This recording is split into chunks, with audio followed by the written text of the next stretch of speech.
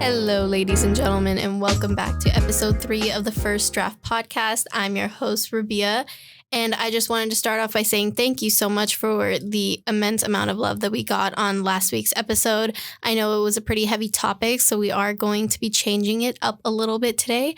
I have a really awesome guest with me. This is my friend Mahima. Say hello. Hi. So me and Mahima met very recently in our American literature class, and we noticed that even though we sat on opposite sides of the room, we kind of ended up raising our hands for the same things and had very similar opinions on a lot of different topics. So I thought it'd be cool for you to join me today. I feel like our class turned into a Mahima and Rabbia conversations. It almost always does. But I think it's great because we have really productive conversations. So absolutely. So we were talking right before we started filming about the new season of Bridgerton. And so if you couldn't tell from our names, me and Mahima are both part of the South Asian community. I'm Pakistani and I'm Indian, yes. Indian. So we were talking about finally getting some good South Asian representation in media. Yes, getting some brown skin love. Some I know. Indian, Pakistani love. Finally some people of our color. But also I think this was the first time that I've seen in media where it was like accurate in a sense. Yes. The production was so good. They did their research on Indian aspects, just the tradition and the culture, and they implemented in such subtle ways where their culture wasn't their whole identity. They were still allowed to have personalities besides, where they grew up from. Yeah. I loved, especially in the costuming, like the subtle changes that they made, like whether it be the color palette of the clothes or the fabric or especially the jewelry. Oh my God, I was obsessed with the little gold chumkis that they were wearing. And I love that their relationship was so wholesome, too, between the sisters. Yes. I know one of my friends was talking about it, and she mentioned the tail part, which is the oiling of the hair part. Oh, my God. It was so subtle. Yeah, it was like 3 seconds of a scene or something. Yeah, it was still included, and that's such a big part of me growing up. Absolutely, me too. Getting your hair oiled is just something you do every week. Yeah, that's just like you sit down and it's like a time for you to bond with whoever is doing it, whether it be like your mom or your sister or whoever. And then I was obsessed with the haldi ceremony scene. Oh my God. Cute. The fact that they added it and they went out of their way to choose Indian music that was like actually like that we care about. Like it was Kabhi Khushi Kabhi Gum, and I was so pumped. It was great. I think another great aspect about it was that the girls weren't biracial themselves. A lot of the times when we have like POC representation, especially like Indian or like any Asian, a lot of the times the characters are portrayed as biracial, and you never see a fully, POC person in that sense. Just because it's different having 2 Indian parents versus one grown from America and then one from abroad. Yeah. In a sense. No, for sure. And I also really liked how they didn't like abandon their culture just to, fit into whatever westernized society. Because I feel like that's so common in media whenever they have either like South Asian representation or especially Muslim representation.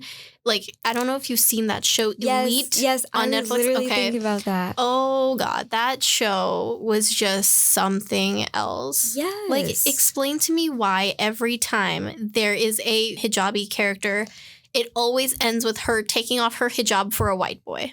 Yes. Like, make it make sense. Like, why can't she like a guy and still be like a Muslim at the same time? I don't understand. And then especially with doing like other things like drinking, partying, whatever, she can still do that with her hijab on. There's nothing wrong with that. Yeah. And it's not that like, okay, coming from like the Muslim perspective before the haram police comes for us, I understand.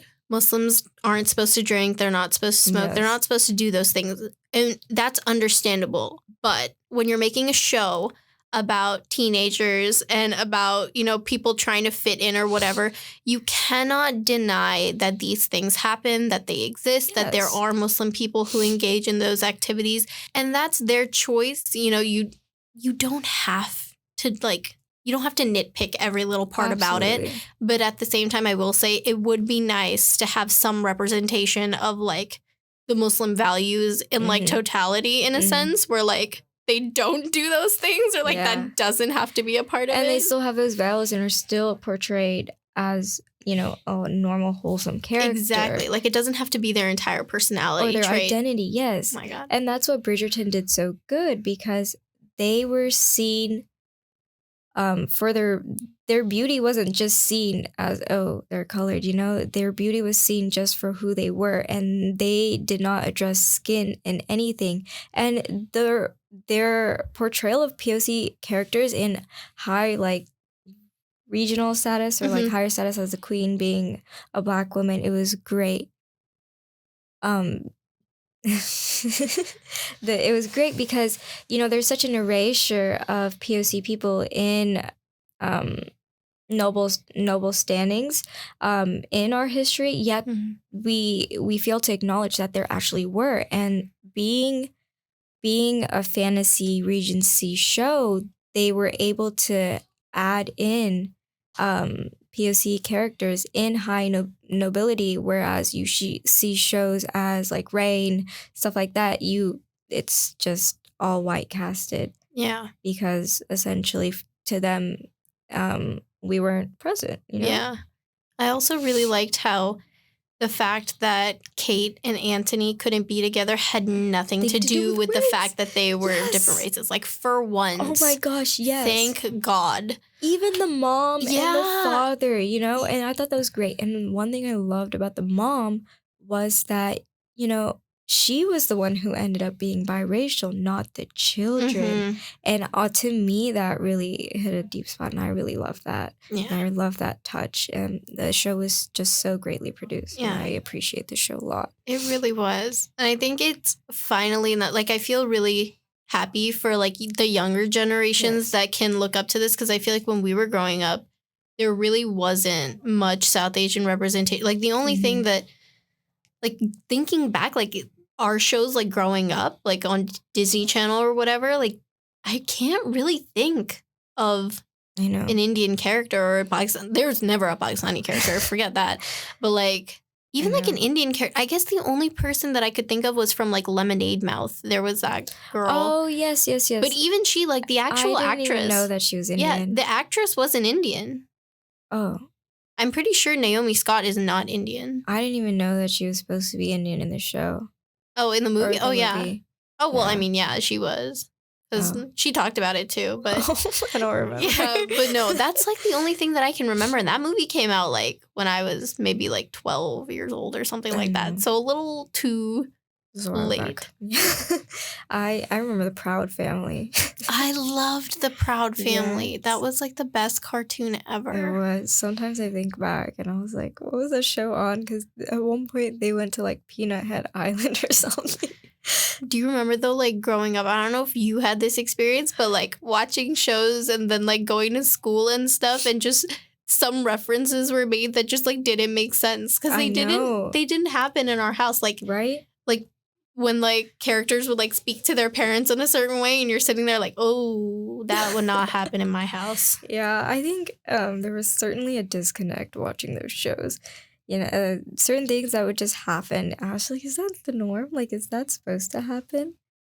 But I know, like, for us, one of the things is that we don't usually move out of our parents' house at 18. And I thought that was such a, like, big deal that you had to move out at 18. But then I realized, I was like, it's just not in our culture. In Asian culture, children don't move out until, you know, marriage or they have a stable job or stuff like that.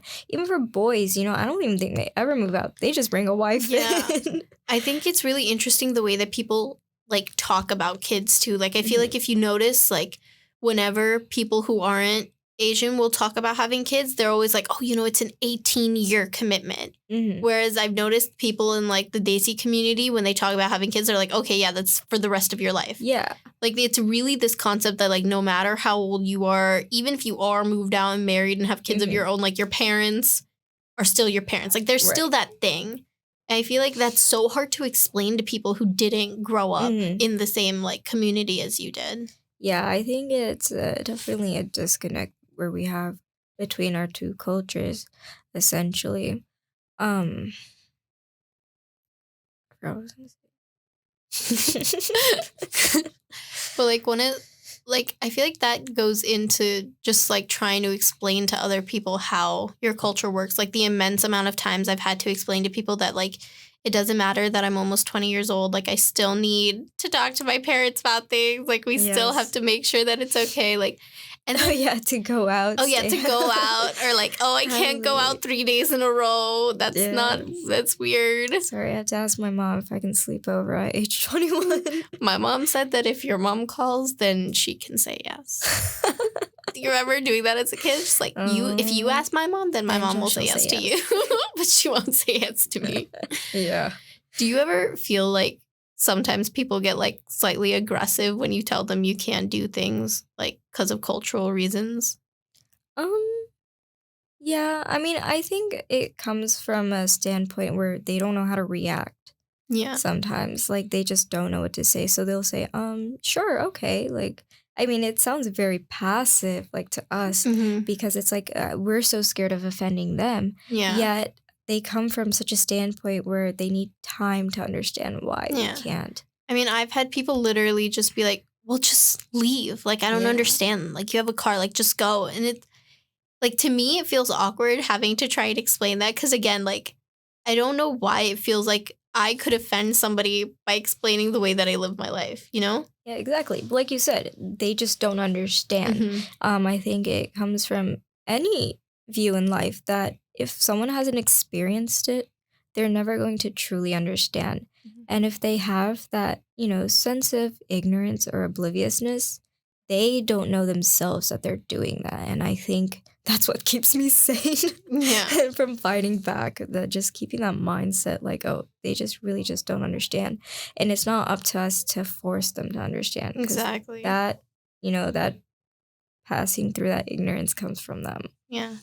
I think it's also interesting, like, the different views that even between the two of us we can have just because, like, I'm second generation and you're first gen. Right. So I think it's so interesting, like, the subtle differences or even, like, the big things that maybe I experienced that you didn't or you experienced that I didn't. Yeah. Like, what were some of the main things that you think were? Did you ever get to meet your great-grandparents? Or so were they alive when you were born? So in my family, like, my great-grandpa, he was technically my great-uncle. But we called him my great-grandpa. So yes. Okay. Yeah, he passed away pretty recently, a couple years ago. Okay, so for us, my parents came around the 1990s, and my grandfather first came. He worked odd jobs. He went to Paris first. He sold bananas at the subway, like, and he, essentially lived a very, like, poor life. In that sense, he was running on nickels. He'd never had anything to eat. He would skip meals just to save money in that sense. And that's how he made it to America before calling my grandmother and all that stuff. And the way my grandmother and her 3 children, my mom and my 2 uncles, came was that she sold all of her gold in order to buy one-way plane tickets for her children to come here. So for us, for women, there's always like, we're always saying like, oh, like, why are we just so like honed in on gold? Like, why do we keep buying it? Well, for us, it was essentially an investment. It's not an heirloom aspect. Yeah. I'm not going to get my grandmother's ring as an heirloom. I'm going to get it as an investment so that I could sell it, because back in India, women are seen as property. And so whatever land or anything that they owned went into their husband's names after marriage, whereas gold, they could hold themselves. Yeah. And so it's a form of money to us rather than a sentimental value. And I guess being a first gen, I'm now seeing the sentimental values of jewelry, and I feel so sad sometimes because I don't get that aspect. Like I don't get to have her Mangalsutra, which is like her marital necklace, because they sold it off essentially. But I don't get to have my great grandmother's bangles and all that stuff because there's no feelings to it. It's money, and so I think sometimes I get a little sad about that. But like you were saying, the difference for me was I never got to meet my great grandparents because my grandfather essentially worked his way into death. He wasn't able to take care of himself because he was working to provide a life. Mm-hmm. And same with my grandmother. They incurred so many bodily disabilities just from the work they did. They weren't able to take care of themselves, so their lifespan essentially is a great number shorter than a regular person who grew up here. Mm-hmm. And who had those luxuries of life. Yeah. They essentially, again, work themselves into the grave. I mean, I can completely resonate, especially when it comes to like the story of like your grandparents and like the gold and everything, because it's the same with my family. I mean, I remember like I asked my parents when I was really young, I was like, why don't we have any like family heirlooms? Like, we have nothing that's been passed down from like grandparent to, parent to child. Like I think especially like becoming an adult, then you really do understand why it was that way. Because the last time I was in Pakistan, my mom gave her gold to have my gold made so that I could have my investment like sort of starting. Yeah. And it's this thing of like when I was younger, it definitely made me sad that I don't have anything from like my grandparents or my great grandparents or whatever. But then you understand why it is that way. And my dad came here in the 80s. So my dad and his two older brothers, I'm pretty sure my oldest uncle, he went to Saudi first. And then my second oldest uncle, he came to California. Yeah. So then my dad came to California in the 80s. And they were working to support 6 sisters and their parents back home. And at that time, my oldest uncle was married as well. So his wife was there too, back in Pakistan. And I think they had 3 kids at that point as well. And she was still over there in Pakistan. So I remember talking to my dad and he said, I worked 3 jobs at a time, slept for 30 minutes in my car, stayed in an apartment in LA, imagine, in North Hollywood with 6 roommates in one studio apartment. Yes. And just, the thought of doing that now seems so insane, but that was his life. And I think the thing that we don't understand is we work so that we can live the life that we want. They lived to work so that they could support everybody else. I know. And it's so insane to think about it now. And, he brought all of his sisters over and his parents over, and then they moved to New Mexico and then now eventually to Texas. Yeah. And I think it's so insane.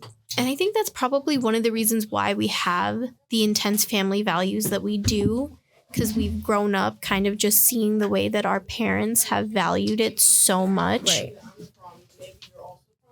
But I know it's really strange trying to explain that to people who haven't seen that struggle or seen that experience. I kind of feel, when I talk about it, I kind of feel like I'm talking with such privilege sometimes. Or who I'm talking to, if they are privileged, that they're not going to understand me, that I'm going to seem very ingrateful in a sense, ungrateful of what has happened. With my family lineage and my family history. But yeah, though they would just live 10 people in one apartment. I think that's so crazy because you got you got the mom and dad, you got brother 1, you got brother 2, you got brother 2's wife, you got his 3 kids, and they're all just living as one big happy family in a 2-bedroom apartment. And you can still see that today. A lot of these people are living like that. I was going to ask, did you grow up in the joint family system? I did. I did too. I'm very grateful for it, but you know, I've learned to be grateful for it. Yeah. Back then it was definitely like, oh, I don't have my own room, you know. Mm-hmm. But like I'm very happy I was able to grow up with my family. Yeah, same. I think it's a different experience growing up around so many people. Like there's definitely pros and cons to it. Yes. But I think as an adult, you become more grateful for the good times than you are resentful of the bad times. And it instills such a family value as well. Absolutely. Because I'm an only child, but I have 4 younger cousins. But we all grew up together in one household. So yet I still feel like I'm an older sister. Mm-hmm. And it's that there's such a disconnect between American culture and Asian culture in that sense where we don't even have a word for cousin, you know? Yeah, it's literally just siblings. Yes, it's literally just bhai-ben, which is just brother, sister. And we don't even have like, oh, like cousin, like prima, like whatever. That's true. I never thought of that. We really don't have a word for cousin. Yeah. Like there's a word for niece and nephew, but I have never. That's so interesting. Just because you're just a sibling. You're just a sibling. We're all just related. Have you ever had that happen where somebody's like, so how are you guys cousins? And then you think about it and you're like, how are we related? Like I have a cousin who we actually had to like go and ask our parents. We were like, how are we related? And they're like, oh, you're third cousins. Oh. Like, but it doesn't seem that way. And I remember having like a conversation with one of my coworkers recently, and he was just like, no, like I have like 3 cousins and I don't know any of them. And I was like, I was with my cousins every weekend. Right. Like waking, sleeping, like we were there all the time, all up in each other's business.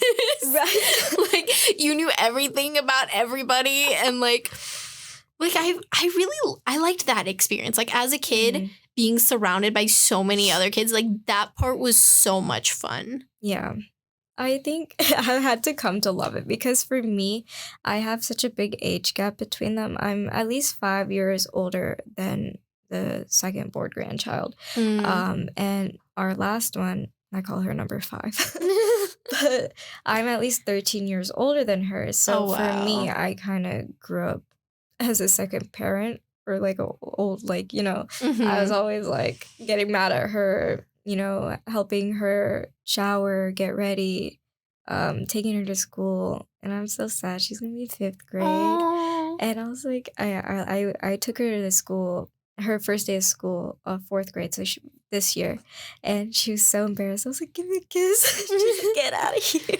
My family's baby turned 10 a few days ago. I know. And I lost it. I've never felt so uncomfortable with someone's birthday. I was like, no. Right? He's in double digits. And like I'm like dead in the middle. So everybody is either like obscenely older than me or like severely younger than me.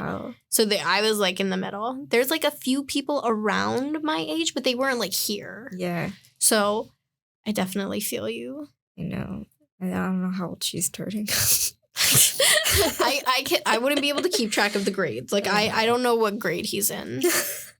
What grade are you in when you're 10 years old? I know their birthdays. I just don't know how old they are. My aunt, she had a baby on her birthday. Like he was born on her birthday. Oh, I would hate that. I know. Okay, thank you. I'm not the only one who would not want to have a baby on their birthday. I know. Everyone's like, oh my God, I loved it. She was my best birthday gift ever. I was like, that kind of sucks. Yeah. I mean, he's a great kid, but... No, but like spending your birthday pushing a child. Oh, that's so intense. But low-key, like, I think when you're an adult, your relationship with your cousins definitely changes to be more interesting. Yes, because I could not tolerate them until they turned 13. I was like, I'll get back to you when you're 13. Yeah. That's when we friends again. So from age like 2 to 13, I was like, stay away from me. Y'all are nasty. They just have those childish the icky germs. stage. Yes, the icky. They're so gross. And they're always sticky somehow. Yes. I don't understand why children are always sticky. Number 5, you on her clothes, you can see what she had for breakfast, lunch, and dinner. That's just how nasty she is. You just see it on her shirt. I was like, okay, I know what you ate. I think the most interesting part, like for me, because I had cousins who were a lot older than me, was kind of watching people pick and choose how close they wanted to be to the community. Yeah. Like I have some cousins who were like, yeah, no, I'm not Pakistani. I don't want to do this with any of you. And like completely just don't, like they'll connect with like the immediate family. But other than that, they're like, I don't want to be part of the community. And then you have other cousins who are just like, yeah, no, this is the life. Like, this is what I want to do. It makes it really interesting to see it because, you know, we all grew up the same way. Yeah. But then we all kind of have to make that choice at some point. It's really interesting. For me, number 2. They're all numbered. Number 2, he's a junior now in high school, and he's coming to his own terms with religion. And growing up, for us, it was our culture is our religion. Yeah. You know, there's such a religious aspect to our culture that there's no like, it's like everything is religious. Yeah. It can be tied back to religion. But he's coming to his own terms with religion. And to me, it's very like, it's so new to me because I've never seen someone be like, no, I'm not going to do this. I don't care about it. You know? Yeah. I think it's interesting when you kind of see people making certain decisions. Like, even in, like, my family, like, we all kind of went on our little journey, like, when we were in high school. I think in high school is when a lot of these things happen because you're so, like, your entire world is focused on high school, basically. Like, that building is your entire life. So I think when me and my brothers were in high school, it was really interesting to see how all 3 of us reacted differently to such similar situations, especially regarding like peer pressure and like, you know, whether or not you want to be as religious as your parents want you to be and this and that. How assimilated you want to be, essentially. Yeah, exactly. Yeah. I call her my aunt, but she really is just my mom's friend, but I grew up with them, and she has 2 boys. That too. Everybody's aunt and uncle. Like, we're not blood related, but she's my aunt. Yeah, she's my aunt. She's my aunt. Those are my cousins. Those are my brothers. Yeah. We're not blood related, though. We don't have the same last name. Have you, Loki, like just kind of off topic, have you ever been at like a wedding and you see a really cute guy and then your mom's like, oh, go say hi to Bai, and you're like, oh, you ruined it. You've murdered it. Go say hi to Bai. Oh, that's so funny. It's so bad. But yes, so her 2 sons, one's a year older than me and one's 2 years younger than me, I believe. I'm not sure. I don't know. But the way we all went to the same high school. So the way they reacted to their surroundings at high school and the way I reacted was very, very different. And it's very evident, and that's just the life they chose to live, and then I chose to live another life. And to come to terms with that, it's hard because, you know, like we were talking about earlier, it's like if you don't live in that certain way, you can never understand that certain way. And so for me to, you know, come to terms with my ignorance and kind of wash that out and become very like more understanding, it was different because you have to learn to think about like a lot of aspects that you never knew to think about. I think as much as we talk about how Americans need to become more educated and more cultured about what we go through and the experiences we have, I think we as a society, like the Desi community can be very brutal and very harsh. We as much as we say as that we're opening, we are 10 times closed-minded. And I love that one point you made that one day when we were talking. You were like, our parents, they come here and they come from that time period from their country and they stick with the same values, yet the country that they once knew is ever changing. Absolutely. And their values don't change with it. And so it's hard for them and it's hard for us. Exactly. I think that's one thing that now, more than anything, I think because there's so much information out there and it's so easily accessible, it's slowly but surely changing. And I think it has a lot to do with like our generation and then the generation right before ours. That they're trying to make that push of like, okay, you don't have to give your opinion to everybody on everything. You don't have to make people feel bad for not living life the exact same way that you do. It's so important because I feel like Mhm. it makes people want to be in the community more. If it's a more welcoming environment, if it's more loving, then people are not going to want to leave so much. Yes, and I found the same thing with religion. You know, Mhm. we force it's not God that they choose to resent, it's the people that pushes them away. Mhm. And with my friends that are atheists now, talking to them and what led them to, you know, find out that they were atheists, it was always what I saw, the commonality that I saw was that it was always the people. It was never Mhm. God in a sense, And or a they being of a God. absolutely. And like just like you said before, for so many people, culture and religion are so interchangeable, and I think that's the one thing that we have to split. Yes. Like culture and religion are not the same.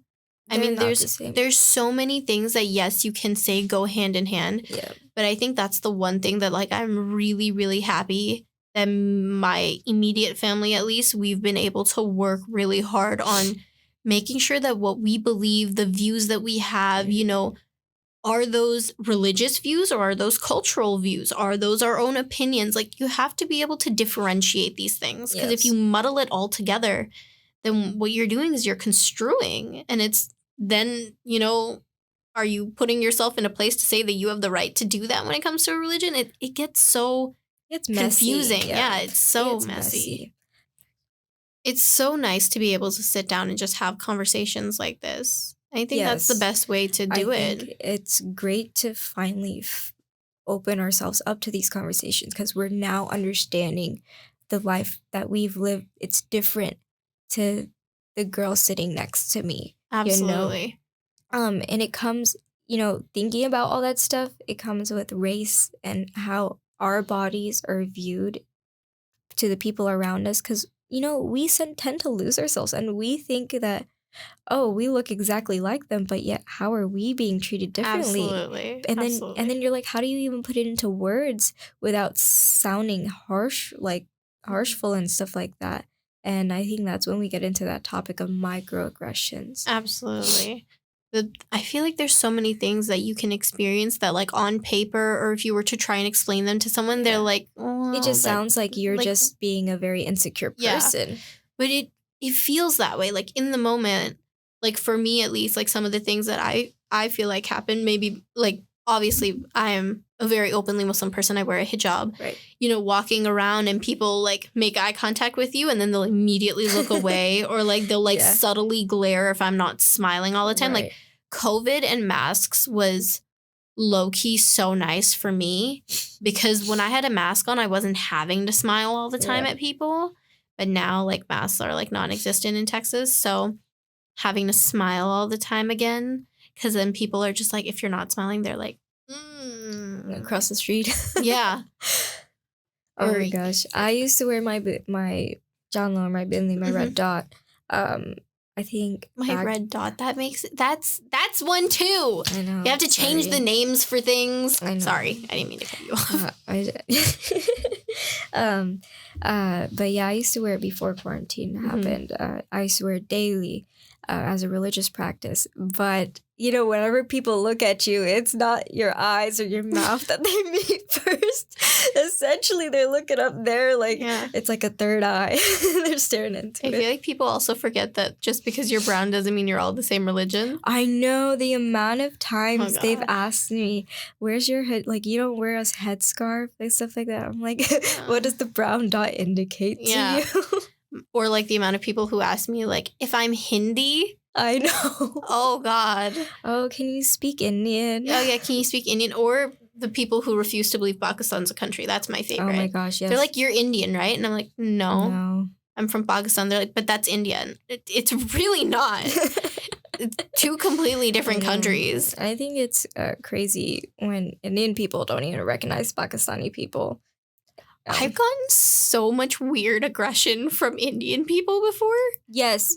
Honestly, I feel like Indian people are the most racist people out there sometimes. I don't know if this is like just the Pakistani community that I grew up in, but Mhm. like nobody ever in my life, even here in the US or in Pakistan, Mhm. has ever been like, yeah, we hate Indian people. I Like, know. never. But I've legit had Indian people tell me that, oh, we're just taught in India that Pakistanis are bad people. And I was like, They are, because my parents, they were taught like that too. They were taught essentially like the India is the hero, like in the story, and India's the victim, and everyone else is Yeah. the people, the perpetrators, and so that's how I feel like Pakistanis.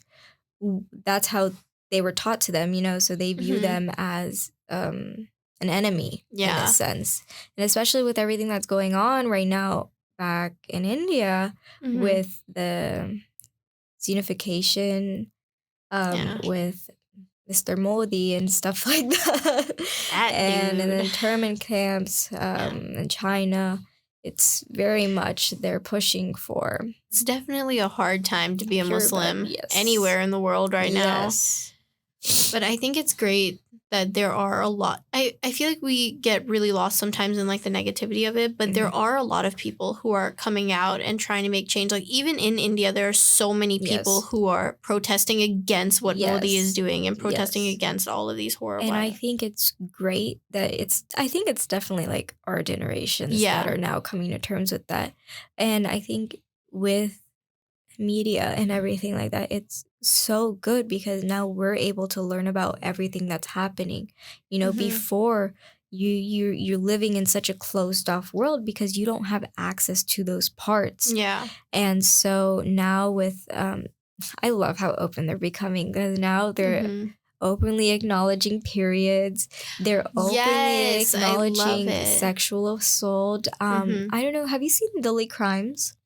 I have not. It is a show on Netflix. I've heard of it. Yes, it's a show on Netflix that originated around this one rape case. It was this girl.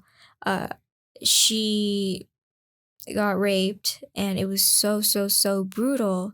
And the case was so vital because it created such an uproar where it was being broadcasted not only all over in India, but it was being broadcasted by CNN, Fox in America, BBC.